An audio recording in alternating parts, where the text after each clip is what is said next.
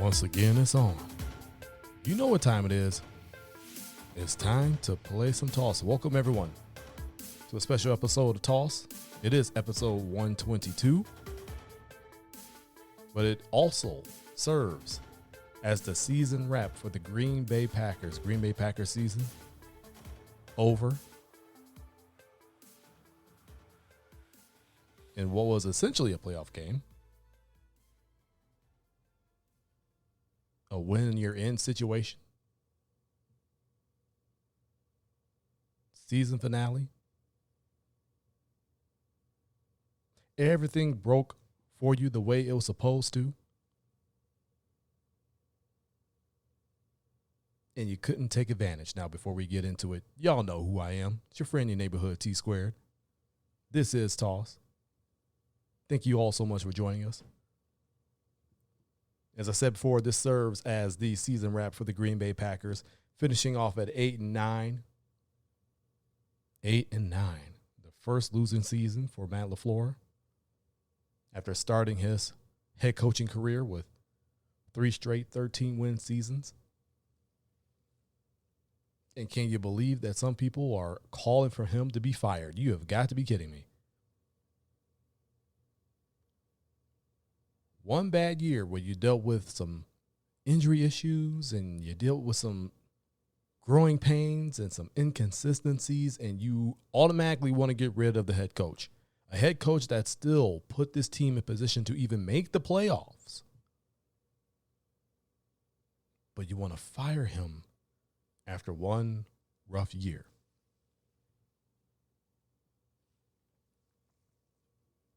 Stop it.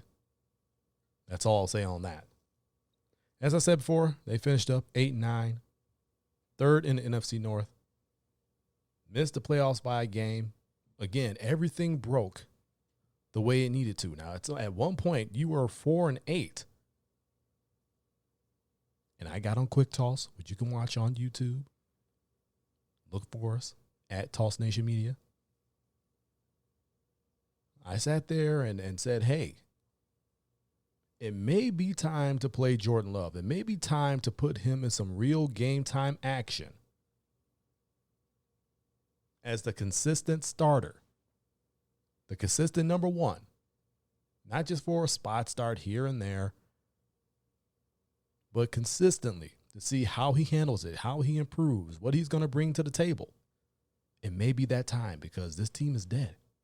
I said that. I felt like they did not give a damn. As I mentioned on Quick Toss, they looked lifeless, listless, and like they did not give a damn. I truly questioned that. And during that losing streak, it really felt that way. But then they got their long-awaited bye week. LaFleur opting not to take the bye week after the London game against the Giants, where really that's where the season began to just derail. At that point,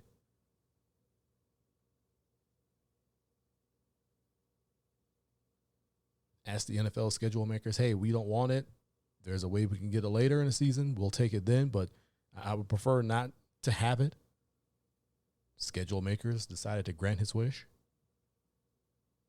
They got the much-needed bye week later on in the season, and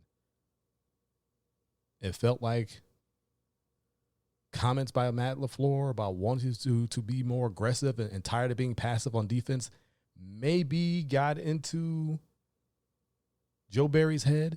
Maybe it sank through his skull. And he saw some subtle differences on defense. We'll get to that in a little bit, but it felt like they made a few adjustments and they got on a roll. Won 4 straight.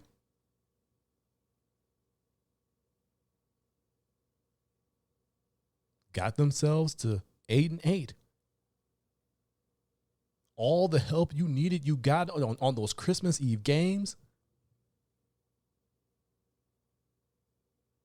All you had to do was handle your business, and that was winning ball games. You had a tough one to end the season against the Lions, a team that had already beaten you 15-9 in Detroit. They ended up beating you 20-16. I can't remember how many times I said it on Twitter, at D20Double. You cannot win this game with field goals. You need to finish drives. If you continue to settle for field goals, you're going to lose, and that's exactly what happened. That season finale was really a microcosm for the entire season. It felt as if they reverted back to the ways when they were mired in that long losing streak.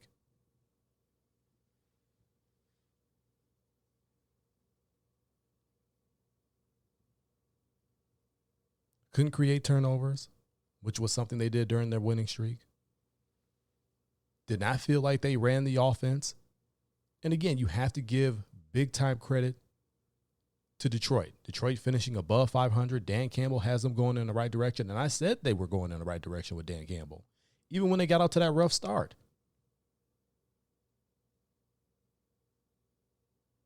They, too, had themselves in position to vie for a playoff spot. But unfortunately, they had lost too many tiebreakers during that rough start.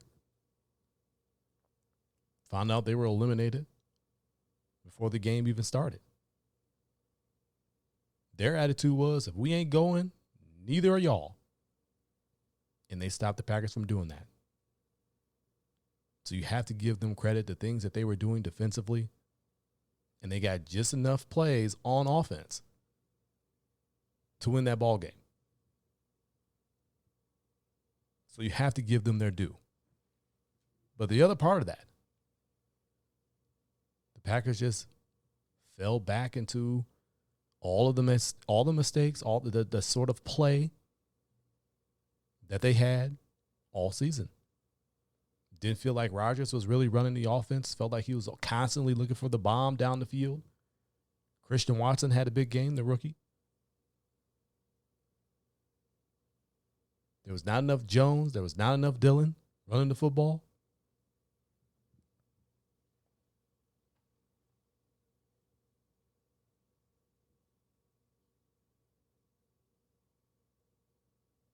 It just became a microcosm for the entire season in that game, and it cost you a playoff spot. Suffice to say, this was an unexpected, and I'm doing air quotes, down year. You go from winning 13 games the last 3 seasons. You go from being the number 1 seed the last 2 seasons.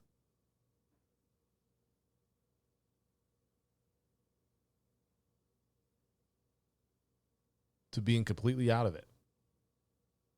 Under 500. Nobody saw this kind of year coming for the Green Bay Packers. Nobody.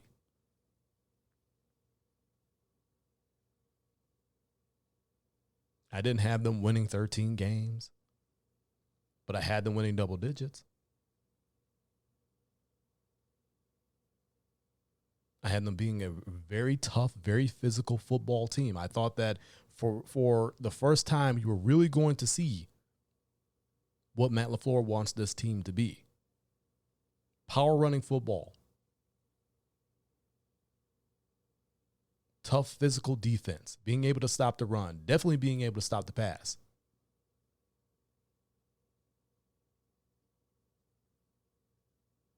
Special teams that was not an atrocious unit that would blow a championship, a potential championship for you.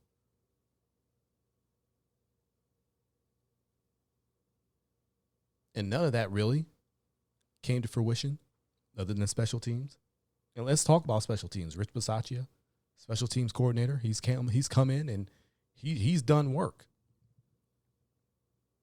He's turned this unit completely around, and it took them making the right decisions to do so. Amari Rodgers had no business returning kicks.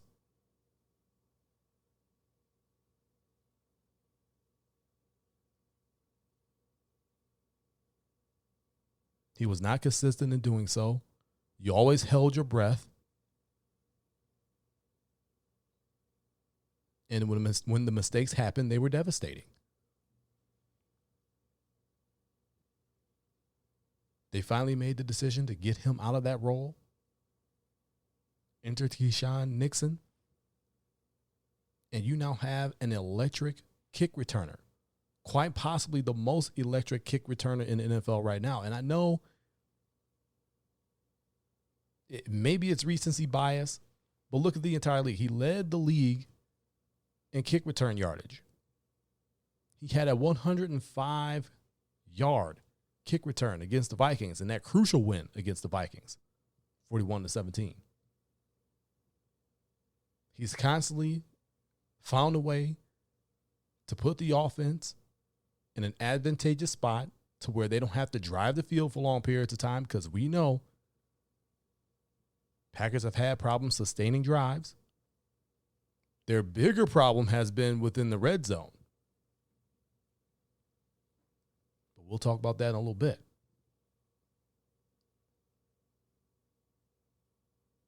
But special teams has become a productive unit as opposed to a destructive unit. It is one of the bright spots in this season. To know that you have a special teams unit that is not going to cost you a game, but could very well win you ball games. Especially in those games where you're playing the field position battle. Special teams has now become a unit that you are not worried about. They've become a productive unit. And now you got an all pro at kick returner. Congratulations to Keyshawn Nixon for that. Congratulations to Jair Alexander, Ja Money, second team all pro. Well deserved for those guys. Let's talk about defense. I felt like when Rashawn Gary went down, that really hampered the pass rush for the Green Bay Packers. You really couldn't speak of a pass rush for the Green Bay Packers. I know Preston Smith was in there, and he had, 8.5 sacks, something like that. I know he was close to his incentive. Didn't get it because they could not generate a pass rush against Detroit because they were absolutely getting mauled by that offensive line.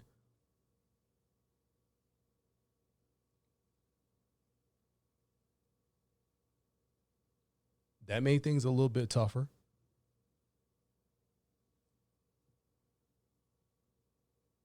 You just hope he comes back healthy, ready to roll, because I said it. I said it before the season started that guy was going to absolutely wreck shop. He was going to ruin a lot of offenses' plans, and he was going to have to be accounted for, and that's going to open up a lot of opportunity for some other pass rushers. He goes down with the ACL. Like I said, you just hope he comes back healthy and fully recovered. The rookie, Quay Walker. I know he had a foolish moment in that Detroit game where he ended up getting ejected for pushing the trainer for the Lions when they're coming over to check on one of their injured players. It was foolish. But the way some of y'all out there are treating him as if he did something that was absolutely 100% reprehensible to where he needs to be put in prison is ridiculous. Young fella made a mistake. I'm sure he apologized for it. I know he apologized to the trainer who he pushed, and it was a foolish mistake. He made amends for it. Let's move forward. But his play on the field, when he stopped thinking about it and just started going, tackle machine, solid tackler. You see that he has some skill to be able to get back there and possibly get to the quarterback. He can play the run pretty well. He's definitely he's good in coverage. He's got all-world speed. I like this kid.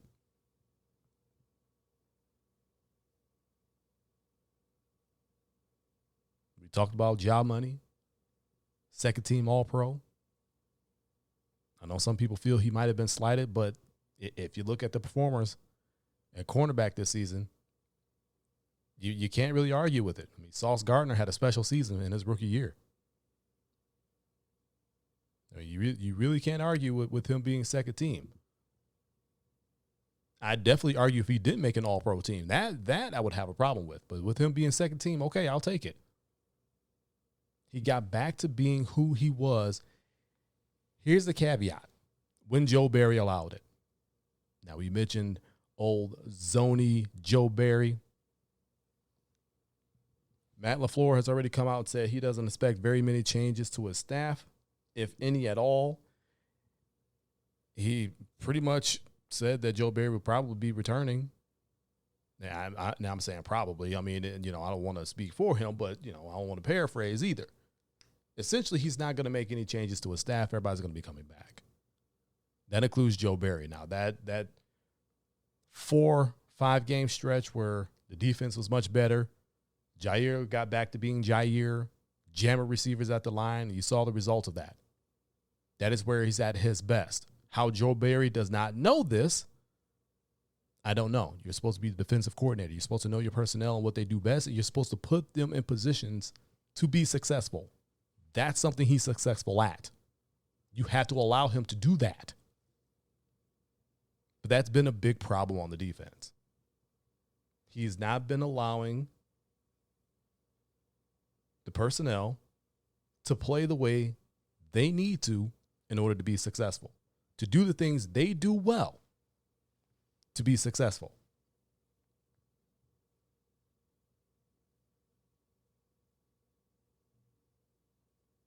And that's where people have a problem with Joe Barry and a problem with Matt LaFleur, because on one side of his mouth, Matt LaFleur said, hey, I'm tired of this defense being passive. We need to be fast. We need to be aggressive.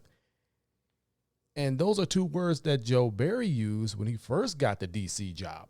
Oh, we want to play fast and we want to play aggressive. And at times last season, they did that. But this season, you really didn't see that same aggression. You really didn't see that same fast, aggressive attitude. You just didn't get that.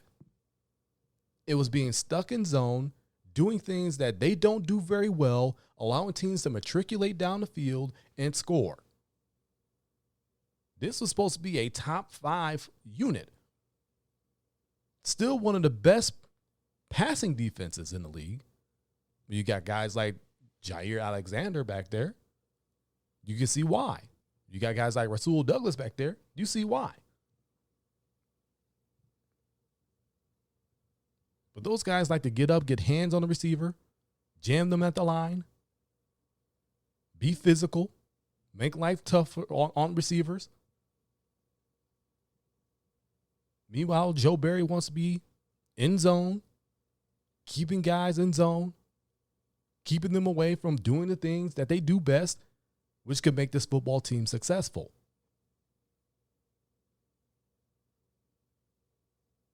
So on one side of Matt LaFleur's mouth, he'll say, well, I'm tired of being passive and we need to be fast and aggressive. And then on the other side, I don't anticipate any changes being made. All the coach staff's coming back. And now you got teams going after some of your assistants.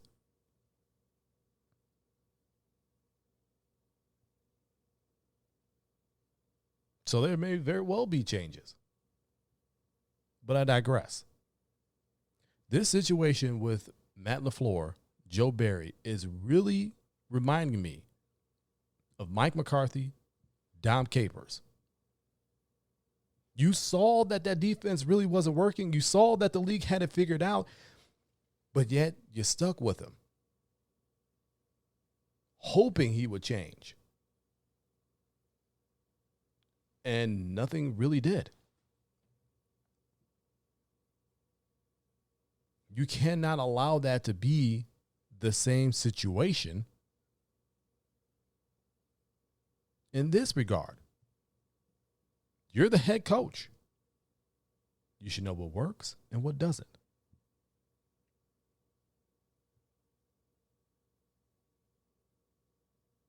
And if you're coming out and you're saying, I'm tired of being passive, we need to be fast and aggressive, and your DC is not doing that,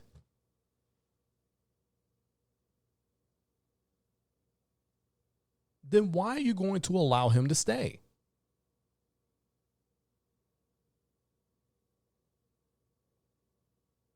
You are the head coach. You are supposed to have your finger on the pulse of the entire football team.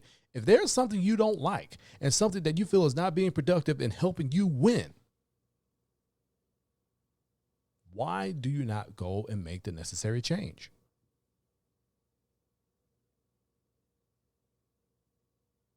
I'm not saying everything is terrible with Joe Barry, but his unwillingness to get out of that zone and to truly be fast and aggressive was just maddening this season. To keep guys stuck in a zone defense and not allowing them to go and do the things that they do best, and just really just trying to force guys into the defense as opposed to crafting the defense around the guys and their skill set, was maddening to watch. This defense is far better than where they finished. It has too much talent to be where they finished. Again, one of the top passing defensive units in the league.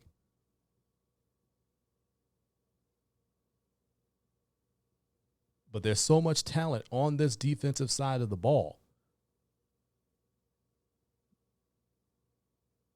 You have to believe that they're better than where they were. And I don't know if LaFleur is giving Joe Barry a last stand, a last shot, a third shot. This will be his third season coming up to kind of get it right and really be fast and really be aggressive. Keep these guys within the same system. And typically by year 3, you start to really see the jump and the flourish. Maybe he's counting on that. But you cannot have another season defensively in the upcoming season that you did this past season. So that'll be something to watch. Offensively, and we discussed it a little bit, was Rodgers truly running the offense? And I got to tell you, going back and watching most of those games for a second time and just seeing how the season progressed, I've got to say no. There are a lot of plays that he canned and went to a different one. And again, he's still constantly looking for the bomb downfield. And I truly felt the one chunk of time that he really truly played within the offense was during that win streak to get themselves back to 500 and with a shot of a win and end situation toward the end of the season. Packers were running the football more effectively. There was more pre-snap motion. He was really taking what the defense gave him. And if he saw one-on-one action, he would take the bomb down the field, whether it be with Christian Watson, whether it be with Dobbs, whether it be with Tunyon, whether it be with Cobb. It didn't matter. He was going to Lazard. It didn't matter. He took it because that's what the defense presented to him.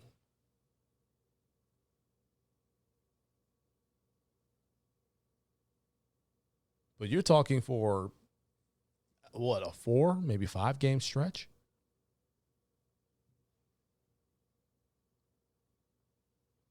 The other 12 games, I don't think he was really running the offense.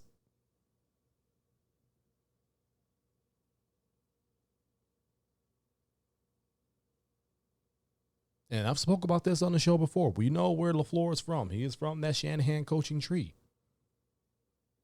And you see the things that Kyle Shanahan to Mike. Wow, I'm talking about his dad. Kyle Shanahan is doing out in San Francisco. And why they're so consistent. Because the quarterbacks they have, whether it be Jimmy G, whether it be Trey Lance, and now Brock Purdy, Mr. Irrelevant, who is now Mr. Relevant.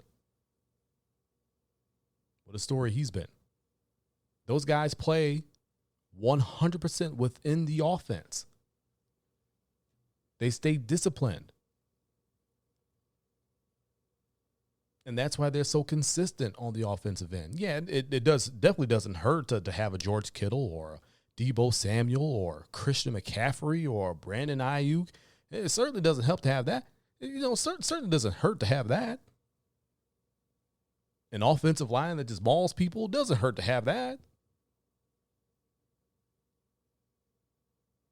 A top defensive unit definitely doesn't hurt to have that. But that is the mold in which Matt LaFleur is trying to build his team. And you can see they have the pieces to be able to do it. But you have to be committed and you have to be disciplined to stay within that system and play that way.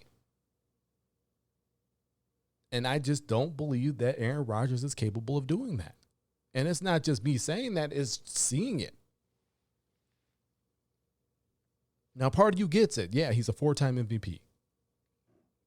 This is how he's made his living all his years in the NFL. This is what's gotten him to MVP status. One of the greatest throwers of the football of all time. First ballot Hall of Famer, regardless of how you feel about him off the field. What he does on the field is amazing. But at the same time, you have to be disciplined to play the type of ball that Matt LaFleur wants to play, which is much like how Kyle Shanahan runs his ball club. And I just do not feel that he is truly 100% committed to running the offense that way. He wants to take that down the field shot. That's why he holds on to the ball too long so many times. He doesn't throw it away. It gets maddening. You have two really good backs. A dynamic back in Aaron Jones, who does not get the credit he deserves because he does not get the football enough, and that is also on Matt LaFleur. A.J. Dillon. Why are you not riding that guy towards the goal line?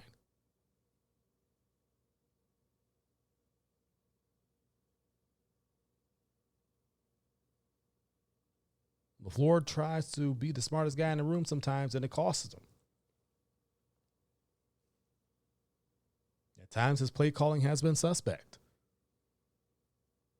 There's no reason for Aaron Jones to only have 8 carries in a game. He's done that multiple times.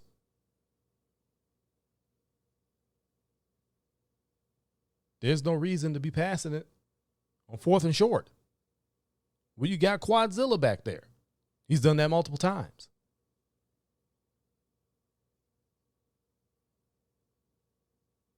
And now you heard rumblings, or at least I've been hearing rumblings about Matt LaFleur having a desire to not really call the plays. And now I'm not saying that it's for sure. He's kind of mulling that idea. Ultimately, I don't think he gives that play calling duty up. We all saw what happened after the NFC Championship game, and as we record this very program on this very day, it is the anniversary of that meltdown in Seattle. And after that meltdown in Seattle, which in my eyes really cost the Packers a championship, Mike McCarthy gave up play calling duties for that year. Totally gave him up. Wanted to have his finger on the pulse of the entire team, and it just didn't want to. He didn't want it. And then eventually he took his play calling duties back the following season, or I think actually within the season, later on in the second half of that season. Now Matt LaFleur kind of mulling the same thing. Ultimately, I don't think he gives up the play calling duties. He's a good play caller, but he was very inconsistent this season. But also doesn't help when your quarterback doesn't exactly want to stick within the offense. There are a lot of growing pains offensively, mostly among the young wide receivers. Christian Watson, first play of the season, drops a 75-yard touchdown pass. Then he's dealing with injury issues. But when he got right and when he got healthy, he showed what he could do. And he's not even scratching the surface of everything that he can do. Very exciting. Romeo Doubs, also dealing with injury. That high ankle sprain kept him out for, I believe, 5-6 games. Kind of derailed his season. But another nice piece. if those young guys can continue to grow, but most importantly, stay healthy, they could be great. They really could.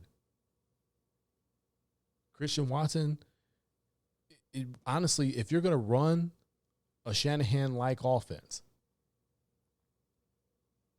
as Matt LaFleur is really trying to emulate, you see the kind of things that San Francisco was doing with Deebo Samuel? Christian Watson could do the same thing. Except Christian Watson is bigger and he's faster. That's scary.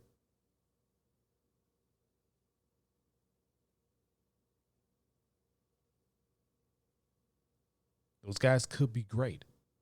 It's going to take health. It's going to take a work ethic. It's going to take consistency. And I think those two guys have that within them. They just got to stay healthy. They stay healthy and they're on the field at the same time. That could be a dynamic duo. It really could be. I'm really proud of the offensive line.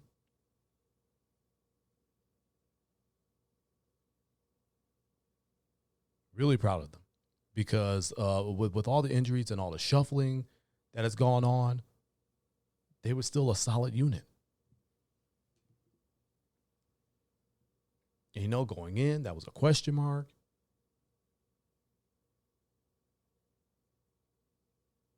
Can Runyon continue to hold up? When is Bakhtiari going to come back? Is he going to be the same? Is Jenkins going to come back? Is he going to be the same? You got Zach Tom in there.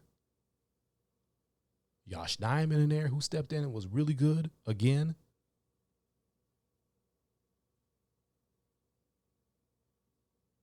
Had guys moving all along the line. You had guys in and out of the lineup.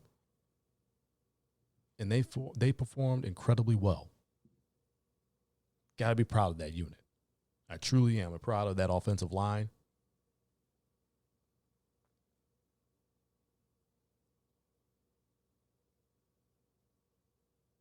But we got to talk about who they protect. They protect Aaron Rodgers. With the end of every season from here on out, you're going to hear that same old thing. Will he or won't he? Will he come back? Won't he come back? Is he retiring? We have now reached far levels of division with Aaron Rodgers. What do I mean by that? For the folks that aren't in the state and went through the whole Brett Favre saga, when Brett Favre retired after the NFC Championship game, threw the interception to the Giants. Giants go down the field, kick a field goal. They go to the Super Bowl, and it's a Super Bowl in which they beat the Patriots who were undefeated at the time.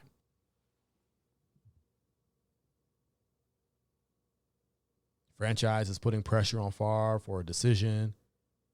Favre's over emotional because, he threw the pick that cost them a Super Bowl berth. Cost them another shot at the championship.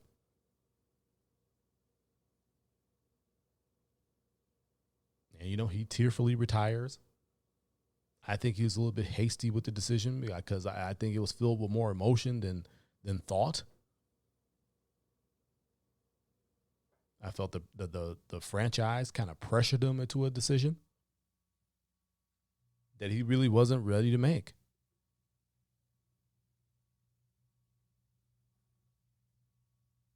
Well, he retires. It's Aaron Rodgers' time. And now all of a sudden, Favre has that itch. Hey, I'm coming back. Now we're tracking flights. He gets off on the plane. He's waving at everybody. Thinks he's just going to roll in and get his spot back. And Packer was like, no. You made the decision to retire. We've moved on to Aaron Rodgers. It's his time now. You can't come back here, buddy. Ends up getting traded to the Jets. And you know the rest of that story. But what you don't know is if unless you were in the state, it really fractured the fan base. Because on one hand, you had everybody who, and you really can't say it was the fan base. it really exposed people for who they truly were. You had the people who loved Brett Favre and were going to follow him and be a fan of the team that he was on no matter what, because they just felt that he should have been a Packer and the Packers did him wrong, and we love Brett Favre and we're going to follow him. And then you had the fan base, the real Packers fan base, who said, look, we love Favre, but we feel it's also time to move on to this young guy who's shown that he has some talent in Aaron Rodgers. We're with the franchise, and we're going to get behind this new starting quarterback. And lo and behold, he has a Hall of Fame career. We are now at that point with Aaron Rodgers. Every year you're questioning whether or not he's going to retire. Even he's putting that stuff out there now. 1 minute in training camp, he's saying, he was asked, are you gonna finish your career as a Green Bay Packer? Yes, absolutely. That's what he said.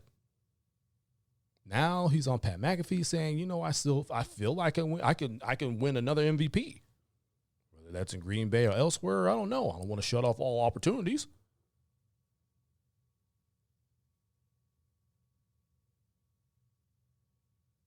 And now you're starting to hear and I'm going to use a word that I never use here on Toss, but now you're starting to hear the scuttlebutt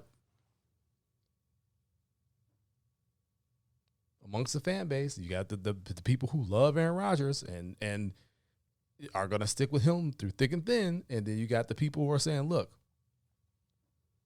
if the franchise decides to move on from Aaron Rodgers and get behind Jordan Love, we're with them. So you're starting to see a little bit of that. You start to really feel that within the state of Wisconsin.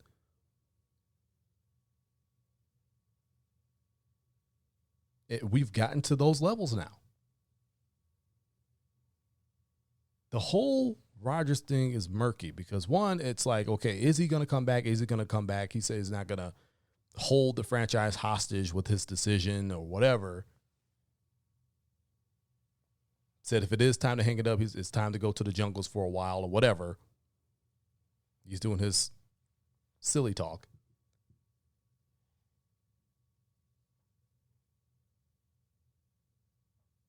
But the whole dead cap money, the whole salary cap situation, the dead cap situation is ugly in any type of quote-unquote divorce with Aaron Rodgers. It's ugly.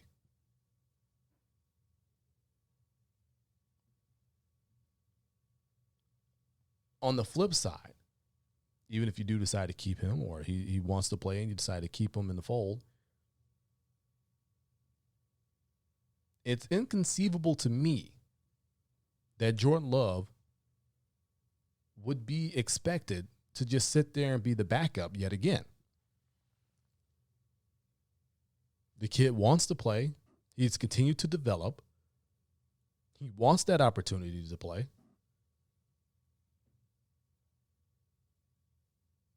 So will the franchise trade him? I mean, it's really murky. It's really muddy waters on this. My personal feelings, look, I've said it before and I'll say it again. Aaron Rodgers is one of the greatest throwers of the football of all time. With Aaron Rodgers, you do have a shot. You always have a shot. But the way that Matt LaFleur wants to run his offense, is he fully committed to running the offense that way? Is he fully committed to winning ball games the way they need to be won, as opposed to the way he thinks they should be won? Do you feel that Jordan Love is the next great Packers quarterback, that you feel confident enough to move away from yet another Hall of Famer, to start this young guy, get behind him, support him, give him everything he needs to be successful? And maybe you might have another Hall of Fame quarterback. I'm not saying that Jordan Love is, because we didn't know that Aaron Rodgers was. We didn't even know that Brett Favre would be. But you just never know.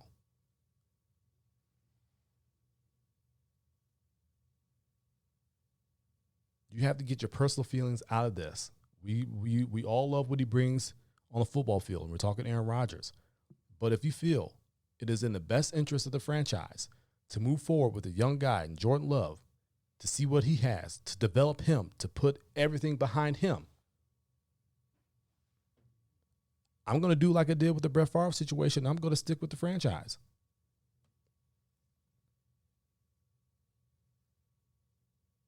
Because they're constantly competitive. No, they haven't been able to get over the hump in the playoffs to get to a Super Bowl, but only 2 teams get to the Super Bowl every year, folks. Only 1 team wins the Super Bowl every year, folks. Keep that in mind. It's very hard to win ball games, much less in the playoffs, much less get to a Super Bowl, much less win a Super Bowl. But we will be watching all of this unfold and hope for a much better season in 2023. Well, y'all, that'll do it for this edition of Toss. Again, episode 122, the Packers season wrap.